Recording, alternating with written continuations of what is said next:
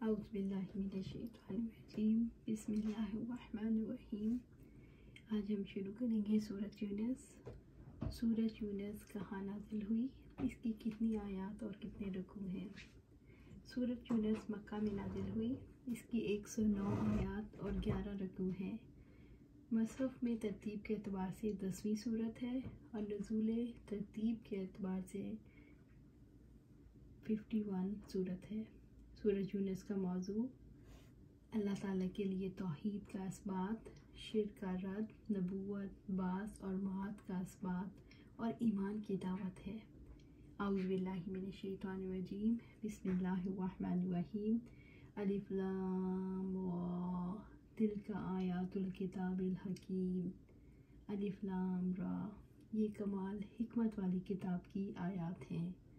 الف لام را، حروف مقطعات ہیں جن کے معنی کے بارے میں اللہ تعالیٰ کے سوا کوئی نہیں جانتا۔ تلک آیات الکتاب الحکیم، تلک یعنی یہ آیات، تلک حاضر کے لیے ہے، اس سے غائب مراد ہے، یعنی یہ قرآن کی نشانیاں ہیں۔ آیات الکتاب، قرآن عظیم کی آیات ہیں۔ الحکیم، حکمت پر مشتمل کتاب ہے جس کی آیات ایمانی حقائق پر مشتمل ہیں، جن کو دل کی خوشی سے قبول کرنا، ان پر عمل کرنا ساری امت پر فرض ہے۔ قرآن کریم کی صفت حکیم اس اعتبار سے لائی گئی کہ یہ وہ کتاب محکم ہے جس میں حلال اور حرام اور حدود و احکام تفصیل کے ساتھ بیان کر دیے گئے، یا یہ کہ حکیم بامانی حاکم ہے، اس لیے کہ قرآن لوگوں کے درمیان فیصلہ کرتا ہے، یا حکیم بامانی محکوم فعی، اس لیے کہ اللہ تعالیٰ نے اس میں پورے عدل و انصاف کے ساتھ تمام امور میں فیصلے صادر فرمائے ہیں۔ اکان للناس عجبا ان اوحینا الی رجل منہم ان انذر الناس وبشر الذین آمنوا ان لهم قدم صدق عند ربهم قال الکافرون ان ھذا لساحر مبین۔ کیا لوگوں کے لیے ایک عجیب بات ہو گئی ہے کہ ہم نے انہی میں سے ایک آدمی کو وحی کی، آپ لوگوں کو ڈرا دو اور بشارت دے دو، ان لوگوں کو جو ایمان لائے کہ یقیناً ان کے لیے ان کے رب کے پاس سچا مرتبہ ہے۔ کافروں نے کہا بے شک یہ ضرور کھلا جادوگر ہے۔ سورۃ یونس آیا 2۔ کیا لوگوں کے لیے عجیب بات ہو گئی ہے کہ ہم نے انہی میں سے ایک آدمی کو وحی کی، آپ لوگوں کو ڈرا دو۔ اللہ تعالیٰ نے ان لوگوں کی تردید کی ہے جنہوں نے انسان کے رسول ہونے پر تعجب کیا۔ ابن عباس رضی اللہ تعالیٰ عنہ سے روایت ہے، جب اللہ تعالیٰ نے محمد صلی اللہ علیہ وآلہ وسلم کو رسول بنا کر بھیجا تو تمام عرب نے یا عرب میں سے کچھ لوگوں نے اس بات کا انکار کیا اور کہنے لگے اللہ تعالیٰ کی شان کے یہ خلاف ہے کہ کوئی انسان اس کا رسول ہو۔ اس پر اللہ تعالیٰ نے یہ آیت نازل فرمائی، اکان للناس، یعنی کیا ان لوگوں کو اس بات سے تعجب ہے کہ ہم نے ان میں سے ایک شخص کے پاس وحی بھیج دی اور یہ آیات نازل فرمائی، وما ارسلنا قبلک الا رجالا۔ چنانچہ جب اللہ تعالیٰ نے ان کے سامنے کئی دلیلیں پیش کی تو کہنے لگے اگر انسان ہی کو رسول بنا کر بھیجنا تھا تو معاذ اللہ محمد صلی اللہ علیہ وآلہ وسلم کے علاوہ دوسرا اس کا زیادہ مستحق تھا۔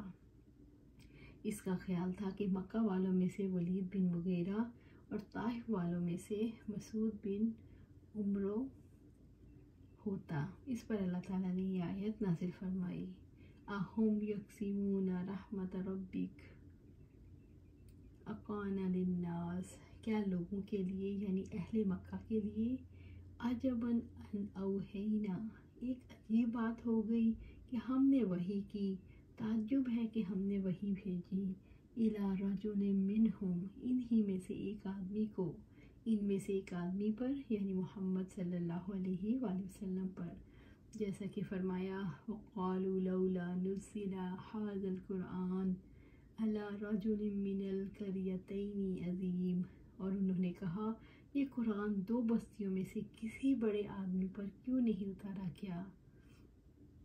الزخرف آیا 31۔ ان کی مراد مکہ سے ولید بن مغیرہ یا طائف سے مسعود بن عمر تھا۔ اللہ تعالیٰ نے پہلی قوموں کا یہ قول ذکر فرمایا، ابشر یہدوننا، کیا انسان ہماری رہنمائی کریں گے؟ سورۃ التغابن آیا 6۔ ابعث اللہ بشرا رسولا، کیا اللہ تعالیٰ نے ایک انسان کو رسول بنا کر بھیجا؟ بنی اسرائیل آیا 94۔ ہود علیہ السلام، صالح علیہ السلام نے اپنی قوموں سے فرمایا تھا، او عجبتم ان جاءکم ذکر من ربکم علی رجل منکم لینذرکم، اور کیا تم اس بات پر تعجب کرتے ہو کہ تمہارے پاس تمہارے رب کی طرف سے ایک نصیحت تم میں سے ایک آدمی پر آئی ہے کہ وہ تمہیں خبردار کرے؟ سورۃ الاعراف آیا 63۔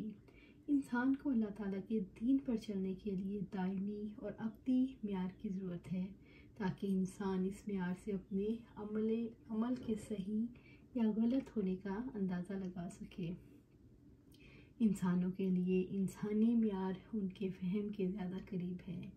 ان انذر الناس، کہ آپ لوگوں کو ڈرا دو، یعنی وہ لوگوں کو اللہ تعالیٰ کی ناراضگی کا خوف دلائے اور اس کے عذاب سے ڈرائے، اور اللہ تعالیٰ کی آیات سے انہیں نصیحت کرے۔ تمام رسولوں کو اس سوال کا سامنا کیوں کرنا پڑا؟ اللہ تعالیٰ نے ایک انسان کو رسول بنا کر بھیجا ہے۔ رسولوں کو اس سوال کا سامنا اس لیے کرنا پڑا کیونکہ ان لوگوں کے نزدیک انسانیت کے مقام کی کوئی قدر نہ تھی۔ لوگ اس لیے تعجب سے سوال کرتے ہیں کہ انسان ہو کر کوئی رب سے کیسے رابطہ قائم کر سکتا ہے۔ لوگ اس لیے تعجب کرتے رہے کہ اللہ تعالیٰ ایک انسان کے ذمہ سارے انسانوں کی ہدایت کی ذمہ داری کیسے لگا سکتا ہے۔ انسانوں کی توجہ اس جانب نہیں گئی کہ رسالت کا مقام انسان کا اعزاز ہے، اور اللہ تعالیٰ نے انسان کو اس اعزاز کے قابل بنایا۔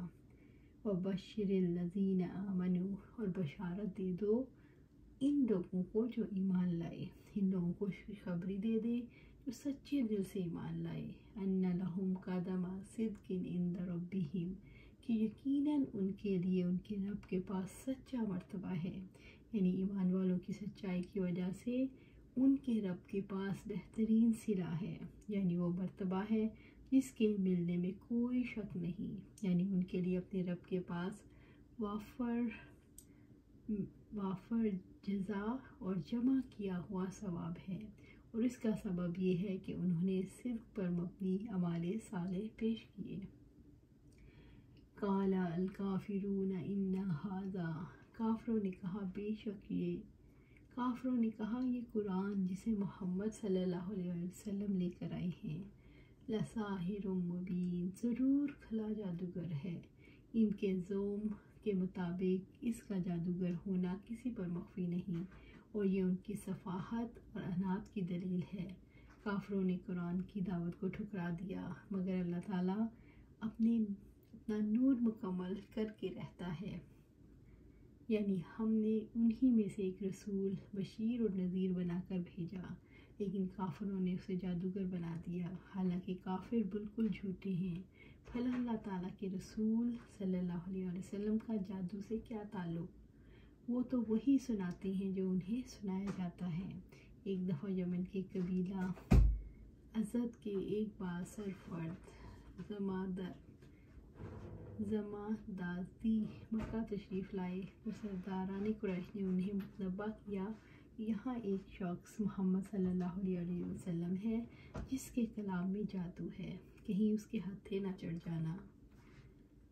زمادازی خود جھاڑ پھونک کرتے تھے، اس لیے ان کا خیال تھا کہ اس شخص کی بات تو سننی چاہیے، میں بھی آخر ایک اچھا بھلا عقل مند آدمی ہوں، اگر اس کی بات اچھی ہوئی تو قبول کر لوں گا ورنہ چھوڑ دوں گا، اور یہ بھی ممکن ہے اگر اس کو آسیب ہوا تو اللہ تعالیٰ اس کو میرے ہاتھوں شفا دے دے۔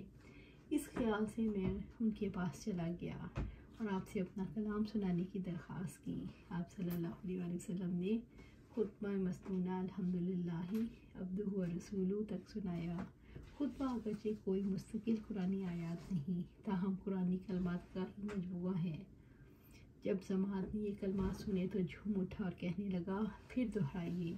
آپ صلی اللہ علیہ وسلم نے تیسری مرتبہ جب یہ دہرائے تو کہنے لگا، میں نے کاہنوں کا کلام بھی سنا ہے اور جادوگروں کا بھی، شاعروں کے اشعار بھی سنے ہیں، مگر ان کلامات جیسا پہلے کبھی کوئی کلام نہیں سنا۔ بے شک یہ کلمات تو سمندر کی تہ تک پہنچ گئے ہیں۔ پھر اس نے اپنا ہاتھ بڑھا کر بیعت کی تو آپ صلی اللہ علیہ وسلم نے فرمایا اور اپنی قوم کی طرف سے جماعت کہنے لگا، ہاں میں اپنی قوم کی طرف سے بھی بیعت کرتا ہوں۔ اِنَّ رَبَّكُمُ اللَّهُ وَالَّذِي خَلَقَ السَّمَاوَاتِ وَالْأَرْضَ فِي سِتَّةِ أَيَّامٍ ثُمَّ اسْتَوَى عَلَى الْعَرْشِ يُدَبِّرُ الْأَمْرَ مَا مِن شَفِيعٍ إِلَّا مِن بَعْدِ إِذْنِهِ ذَلِكُمُ اللَّهُ رَبُّكُمْ فَاعْبُدُوهُ أَفَلَا تَذَكَّرُونَ۔ یقیناً اللہ تعالیٰ ہی تمہارا رب ہے، جس نے آسمانوں اور زمین کو 6 دنوں میں پیدا کیا، پھر وہ عرش پر بلند ہوا۔ وہی ہر کام کی تدبیر کرتا ہے، کوئی سفارش کرنے والا نہیں مگر اس کی اجازت کے بعد۔ وہی اللہ تعالیٰ تمہارا رب ہے، سو تم اس کی عبادت کرو، تو کیا تم نصیحت حاصل نہیں کرتے؟ سورۃ یونس آیہ 3۔ اِنَّ رَبَّكُمُ اللَّهُ، یقیناً اللہ تعالیٰ ہی تمہارا رب ہے۔ اللہ تعالیٰ نے اپنی عظمت بیان کرتے ہوئے فرمایا کہ تمہارا رب تمہارا معبود حق ہے، یعنی تمہارا حقیقی معبود جس کے بارے میں تم پر واجب ہے، اسی ایک کی عبادت کرو، اور وہ اللہ تعالیٰ ہے۔ الَّذِي خَلَقَ السَّمَاوَاتِ وَالْأَرْضَ فِي سِتَّةِ أَيَّامٍ، جس نے آسمان اور زمین کو 6 دنوں میں پیدا کیا، جس نے زمین اور آسمان کو 6 دنوں میں پیدا کیا، حالانکہ وہ پلک جھپکنے سے کم مدت میں پیدا کرنے پر قدرت رکھتا ہے۔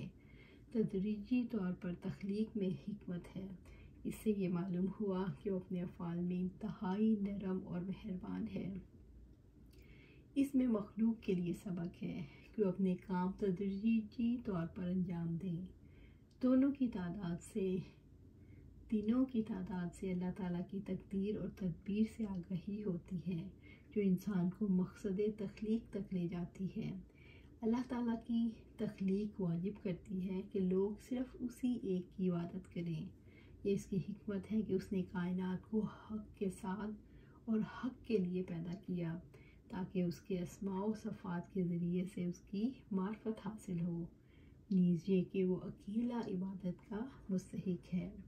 ثم استوى علی العرش یدبر الامر، پھر وہ عرش پر بلند ہوا، وہی ہر کام کی تدبیر کرتا ہے۔ ثم، پھر یعنی زمین اور آسمان کو تخلیق کرنے کے بعد، استوى علی العرش، وہ عرش پر بلند ہوا۔ اللہ تعالیٰ کا عرش پر استوا ایسا ہے جو اس کی عظمت کے لائق ہے۔ اس کے بارے میں یہ سوال نہیں کرنا چاہیے کہ کیسے، یعنی اس عرش پر مستوی ہوا جو تمام مخلوق سے بڑا ہے۔ یدبر الامر، وہی ہر کام کی تدبیر کرتا ہے، یعنی وہ عالم علوی اور عالم سفلی کے تمام معاملات کی تدبیر کرتا ہے۔ موت دینا، زندہ کرنا، رزق نازل کرنا، لوگوں کے درمیان گردش ایام، ضرر رسیدہ لوگوں سے تکلیف دور کرنا اور سوال کرنے والوں کی ضرورت پوری کرنا، بس مختلف انواع کی تمام تدابیر اسی کی طرف سے نازل ہوتی ہیں اور اسی کی طرف بلند ہوتی ہیں۔ تمام کائنات اس کے غلبہ کے سامنے مطیع اور اس کی عظمت اور طاقت کے سامنے سرافگندہ ہے۔ ابن عباس رضی اللہ تعالیٰ عنہ نے کہا، مخلوق کی تدبیر میں کوئی ایک بھی اس کا شریک نہیں۔ اللہ تعالیٰ تمام مخلوق کا منتظم ہے۔ اس نے اپنی حکمت کے مطابق ساری مخلوق کے لیے تقدیر لکھی اور اپنی حکمت سے ہی وہ مخلوق کے لیے فیصلے کرتا ہے۔ وہ تمام جہانوں کے معاملات کی تدبیر کرتا ہے۔ وہ زندگی دیتا ہے، رزق دیتا ہے، لوگوں کے درمیان دینوں کو پھراتا رہتا ہے۔ وہ نہ مخلوق کے سوالات سے گھبراتا ہے، نہ مانگنے والوں کی فریادوں سے اکتاتا ہے۔ نہ بڑے کاموں میں اس کی مصروفیت چھوٹے کاموں سے اسے غافل کرتی ہے۔ اللہ تعالیٰ اس کائنات کے تمام امور کی تدبیر اور انتظام کرتا ہے۔ وہ کاموں کے آغاز اور اختتام کو متعین کرتا ہے، وہ اسباب اور نتائج کا تعین کرتا ہے، وہ حالات اور ان کے تقاضوں کا تعین کرتا ہے، وہ قدرت کے قانون بناتا ہے، وہ کاموں کے نتائج کو کنٹرول کرتا ہے۔ ما من شفیع، یعنی قیامت کے دن کوئی ایک بھی سفارش نہیں کر سکے گا، خواہ مخلوق کی افضل ترین ہستی ہی کیوں نہ ہو، الا من بعد اذنہ، جب تک کہ اللہ تعالیٰ خود شفاعت کی اجازت نہ دے گا، اس وقت تک کوئی سفارش کے لیے آگے نہیں بڑھے گا۔ کائنات کا نظام یہ بتاتا ہے کہ اس کا خالق اور مالک اتنا کامل اور اتنا عظیم ہے کہ اس کے یہاں کسی سفارشی کی سفارش نہیں چل سکے گی مگر جس کو اجازت ہوگی۔ جب تک اللہ تعالیٰ اجازت نہیں دے گا کوئی اس کے حضور سفارش نہیں کر سکے گا، جیسا کہ رب العزت نے فرمایا من ذا الذی یشفع عندہ الا باذنہ، کون ہے جو اس کی اجازت کے بغیر اس کی جناب میں سفارش کرے۔ سورۃ البقرہ آیا 255۔ یومئذ لا تنفع الشفاعۃ الا من اذن لہ الرحمن ورضی لہ قولا، اس دن سفارش فائدہ نہ دے گی مگر جس کو رحمان اجازت دے گا اور اس سے بات کرنا پسند فرمائے گا۔ سورۃ طٰہٰ آیا 109۔ اللہ تعالیٰ صرف ان کے لیے سفارش کی اجازت دے گا جن کو وہ خود پسند کرے گا اور وہ اہل توحید ہی کو پسند کرے گا۔ وَلَا تَنفَعُ الشَّفَاعَةُ عِندَهُ إِلَّا لِمَنْ أَذِنَ لَهُ، اور اس کے پاس کوئی شفاعت کام نہیں آئے گی مگر جس کے لیے وہ اجازت دے۔ سورۃ سبا آیا 23۔ کسی کو سفارش کا حق ملنا کس بنیاد پر ہوگا؟ سفارش کا حق دینا اللہ تعالیٰ کی تقدیر اور تدبیر کا مسئلہ ہے۔ ہم نہیں جانتے کہ مومنوں میں سے کس کو اور اعمال صالح میں سے کس کی برکت سے سفارش ہو سکے گی۔ اللہ تعالیٰ سب کچھ جاننے والا ہے، لہٰذا وہ جس کے لیے چاہے گا اور جس سے چاہے گا شفاعت کا کام لے لے گا۔ ذالکم، یہی وہ ذات ہے، اللہ ربکم، اللہ تعالیٰ ہی تمہارا حقیقی رب ہے، اسی کی عبادت کرو۔ وہ اللہ تعالیٰ کی ذات ہے جو اوصاف الوہیت اور ربوبیت اور صفات افعال اور کمال کی جامع ہے۔ فاعبدوہ، یعنی عبودیت کی وہ تمام اقسام جن کو بجا لانے پر قادر ہو، جن کو بجا لانے پر تم قادر ہو، صرف اس اکیلے کے لیے مخصوص کرو، اسی کی عبادت کرو، یعنی اسی کو ایک مانو اور اسی کے لیے عبادت کو خالص کرو۔ افلا تذکرون، کیا تم نصیحت حاصل نہیں کرتے؟ یعنی کیا تم اللہ تعالیٰ کی ذات کے دلائل سے یہ نصیحت حاصل نہیں کرتے کہ وہی حمد و ثنا کا اور عبادت کا مستحق ہے، جیسا کہ رب العزت نے فرمایا قُلْ مَنْ رَبُّ السَّمَاوَاتِ السَّبْعِ وَرَبُّ الْعَرْشِ الْعَظِيمِ سَيَقُولُونَ لِلَّهِ قُلْ أَفَلَا تَتَّقُونَ، آپ پوچھیں 7 آسمانوں کا رب اور عرش عظیم کا رب کون ہے؟ الحمدللہ۔ وہ جلد ہی کہیں گے کہ اللہ تعالیٰ کے لیے ہے، کہہ دو تو کیا تم ڈرتے نہیں؟ سورۃ مومنون آیا 86 اور 87۔ الیہ مرجعکم جمیعا وعد اللہ حقا انہ یبدأ الخلق ثم یعیدہ لیجزی الذین آمنوا وعملوا الصالحات بالقسط والذین کفروا لهم شراب من حمیم۔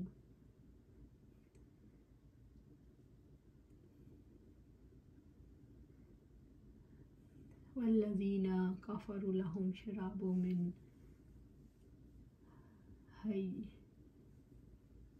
حمیم وعذاب علیم بما کانوا یکفرون۔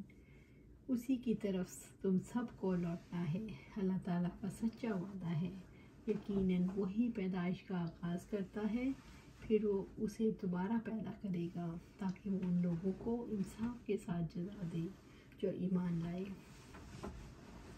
اور جنہوں نے نیکیاں کی ہیں، اور جن لوگوں نے کفر کیا ان کے لیے کھولتے ہوئے پانی سے پینا ہے اور دردناک عذاب ہے اس کے بدلے میں جو وہ کفر کیا کرتے تھے۔ سورۃ یونس آیا 4۔ الیہ مرجعکم جمیعا، اسی کی طرف تم سب کو لوٹنا ہے۔ اس سے مراد ہے سب کو لوٹ کر اللہ تعالیٰ کے سامنے حاضر ہونا ہے۔ وہ ایک مقررہ وقت پر تم سب کو جمع کرے گا۔ قیامت کے دن تمام انسان لوٹ کر اللہ تعالیٰ کے پاس جائیں گے۔ وعد اللہ حقا، اللہ تعالیٰ کا سچا وعدہ ہے۔ اللہ تعالیٰ کا وعدہ سچا ہے، وہ ضرور اپنے وعدے کو پورا کرے گا، اس لیے نیک اعمال میں جلدی کرو۔ جیسا کہ ابو ہریرہ رضی اللہ تعالیٰ عنہ سے روایت ہے کہ آپ صلی اللہ علیہ وآلہ وسلم نے فرمایا 7 چیزوں سے پہلے نیک اعمال میں جلدی کرو۔ کیا تمہیں ایسے فقر کا انتظار ہے جو بھلا دینے والا ہے، یعنی ایسی تونگری کا جو تمہیں حد سے تجاوز کر دینے والا بنانے والی ہے، یا ایسی بیماری کا جو بگاڑ دینے والی ہے، یا ایسے بڑھاپے کا جو عقل اور ہوش کو زائل کر دینے والا ہے، یا ایسی موت کا جو تیزی سے اپنے کام تمام کر دینے والی ہے، یعنی اچانک آ جائے، یا دجال کا جو ہر اس غائب برائی سے بدتر ہے جس کا انتظار کیا جائے، یا قیامت کا۔ بس قیامت تو بہت ہی ہولناک اور نہایت تلخ تر ہے۔ ابن عباس رضی اللہ تعالیٰ عنہ سے روایت ہے کہ آپ صلی اللہ علیہ وآلہ وسلم نے فرمایا 5 چیزوں کو 5 سے پہلے غنیمت جانو، اپنی جوانی کو اپنے بڑھاپے سے پہلے، اپنی صحت کو اپنی بیماری سے پہلے، اپنی مالداری کو اپنی فقیری سے پہلے، اپنی فرصت کو اپنی مشغولیت سے پہلے، اور اپنی زندگی کو اپنی موت سے پہلے۔ ابن عباس رضی اللہ تعالیٰ عنہ سے روایت ہے کہ آپ صلی اللہ علیہ وسلم نے فرمایا 2 نعمتیں ہیں ان کو بہت سے لوگ بھولے ہوئے ہیں، ایک تندرستی اور دوسرا فراغت۔ انہو یبدأ الخلق ثم یعیدہ، یقیناً وہی پیدائش کا آغاز کرتا ہے پھر وہ اسے دوبارہ پیدا کرے گا، یعنی اس نے نطفے سے تخلیق کا آغاز کیا پھر موت کے بعد اس کا اعادہ کرے گا۔ جو تخلیق کی ابتدا کرنے کی قدرت رکھتا ہے وہ اس کے اعادے پر بھی قادر ہے، لہٰذا وہ شخص جو ابتدائی تخلیق کو تسلیم کرتا ہے پھر وہ اعادہ تخلیق کا انکار کر دیتا ہے، عقل سے عاری ہے۔ جو 2 مماثل اشیاء میں سے ایک کا انکار کرتا ہے حالانکہ وہ اس تخلیق کا اقرار کر چکا ہے جو زیادہ مشکل ہے، یہ زندگی بعد موت کی نہایت واضح عقلی دلیل ہے۔ رب العزت نے فرمایا اور اس پر آسان ترین ہے، سورۃ الروم آیا 27، جسے اس نے تمہاری ابتدا کی اسی طرح تم دوبارہ لوٹو گے، سورۃ الاعراف آیا 29۔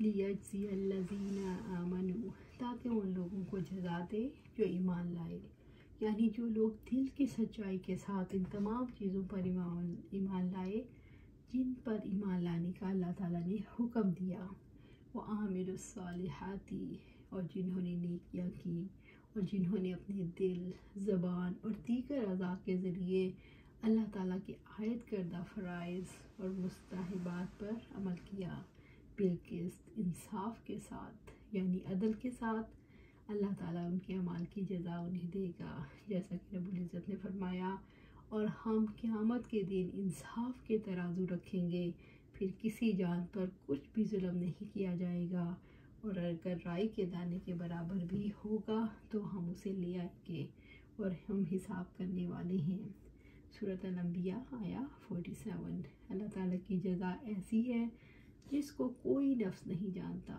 جس کو نہ کسی آنکھ نے دیکھا، نہ کانوں نے سنا، اور نہ کسی انسان کے دل میں اس کا خیال گزرا۔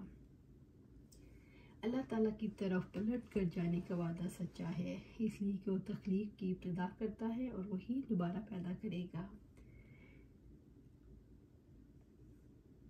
والذین کفروا، اور جن لوگوں نے کفر کیا، یعنی جن لوگوں نے اللہ تعالیٰ کے کلام اور اس کے رسول کی تعلیمات کا انکار کیا اور ان کو جھٹلایا، لہم شراب من حمیم، ان کے لیے کھولتے ہوئے پانی سے پینا ہے، ان کے پینے کے لیے سخت گرم پانی ہوگا جو چہروں کو جھلسا دے گا اور انتڑیاں کاٹ دے گا، عذاب علیم، لہم شراب من حمیم وعذاب علیم، اور دردناک عذاب ہے، انہیں اس عذاب کی تمام قسموں میں مبتلا کیا جائے گا۔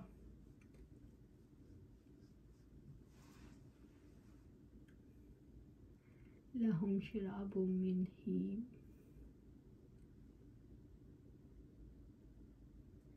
لہم شراب من حمیم، لہم شراب من حمیم وعذاب علیم بما کانوا یکفرون، اس کے بدلے میں جو کفر کیا کرتے تھے۔ اللہ تعالیٰ نے عذاب کی وجہ بیان فرمائی ہے کہ ان کے کفر اور ظلم کی وجہ سے انہیں عذاب دیا جائے گا۔ اللہ تعالیٰ اپنے بندوں پر ظلم کرنے والا نہیں، بندے اپنے اوپر ظلم خود کرتے ہیں۔ کفر کرنے والوں نے کمال تک پہنچانے والے راستے کو چھوڑا، اس لیے ان کا انجام بہت برا ہوا۔ اللہ سبحانہ تعالیٰ سے دعا ہے کہ ہمیں برے راستے سے بچائے، ہمیں سیدھے راستے پر جمائے رکھے۔ اللہ سبحانہ تعالیٰ قرآن و سنت پر عمل کرنے کی توفیق عطا فرمائے اور اس پر جمع دے، آمین یا رب العالمین۔